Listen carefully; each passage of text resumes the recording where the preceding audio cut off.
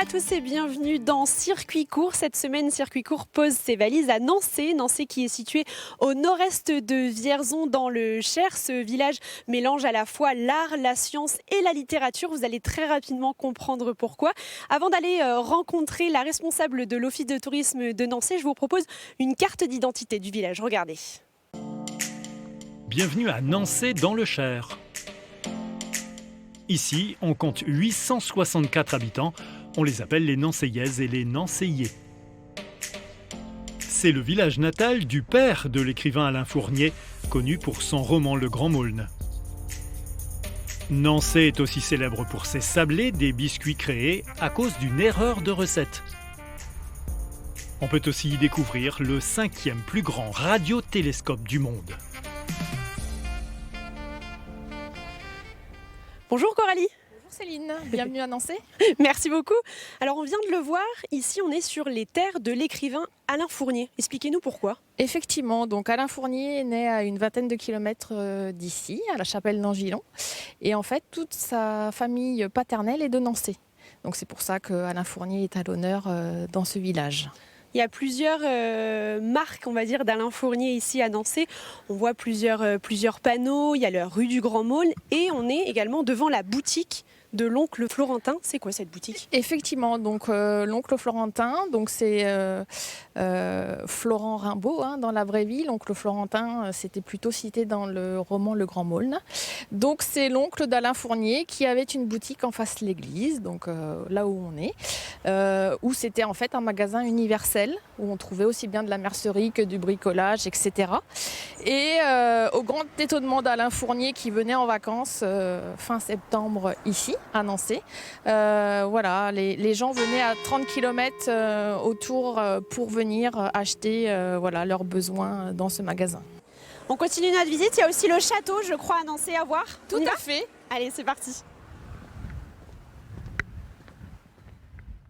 Nous voici devant le château. Alors à qui il appartient ce château d'abord ?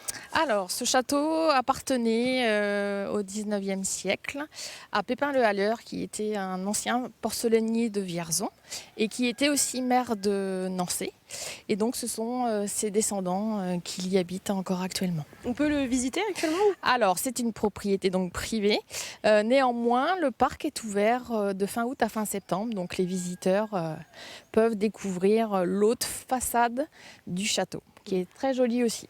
Justement, en parlant des autres façades du château, il y a la galerie Capazza juste à côté du château. C'est un lieu que nous vous proposons de découvrir dans ce reportage réalisé avec Marion Ptac et Laurent Amblard.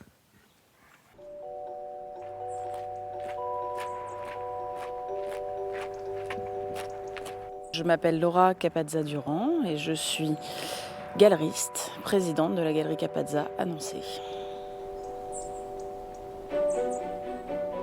Vous êtes ici dans un bâtiment qui est dénommé Grand Corps de Logis, des écuyers, qui date du début du XVIIe siècle. C'est devenu par la suite un corps de ferme et puis, in fine, le lieu que vous découvrez aujourd'hui, qui est dédié à l'art contemporain depuis plusieurs décennies. Tous les artistes sont permanents.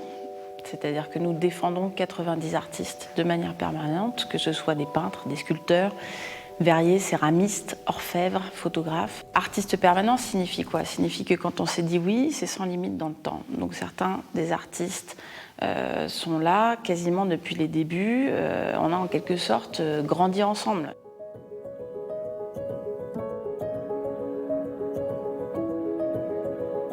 Nous sommes ici dans les salles consacrées à l'exposition de Fabrice Rébérol, qui est donc un peintre qui est récemment arrivé dans la région, installé à Issoudun. Il travaille autour de la matière, du sensible, des juxtapositions de substances pour créer une matière poétique. Au bout de plus de 40 ans d'histoire, sans fausse modestie, mais on peut dire quand même que la galerie compte dans le paysage de l'art contemporain en France. Alors ici, nous découvrons l'exposition Terre catalane qui rassemble 10 céramistes contemporains. Et l'idée était de présenter une partie, évidemment pas tout, mais de la diversité de la création céramique en Catalogne.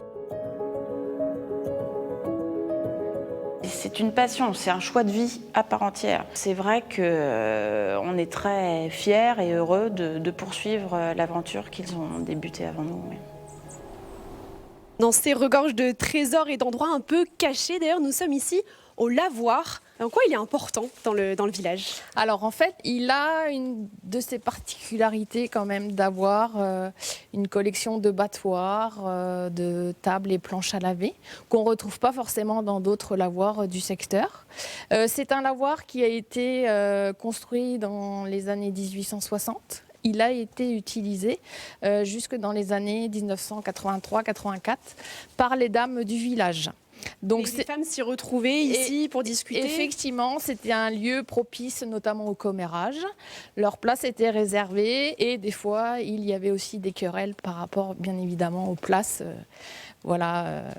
qui étaient réservées. Merci pour cette belle découverte de Nancy. C'est la fin de cet épisode de Circuit Court. Demain, on évoquera une actualité du village, puisque figurez-vous que Nancy est encore en zone blanche. Merci de nous avoir suivis. Tout de suite, c'est l'heure de votre actualité régionale.